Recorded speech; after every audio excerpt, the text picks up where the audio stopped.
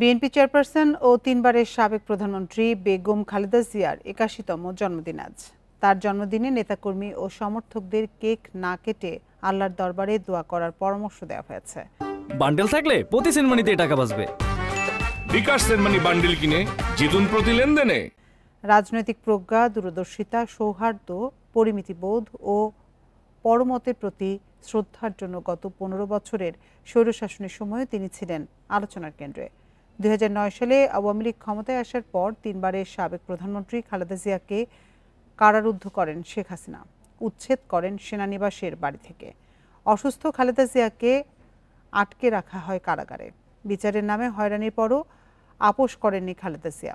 রাষ্ট্রপতি জিয়াউর রহমান ১৯৮১ সালে কয়েকজন বিপথগামী সেনা সদস্যের গুলিতে শহীদ হলে বিএনপির হাল ধরেন বেগম খালেদা জিয়া।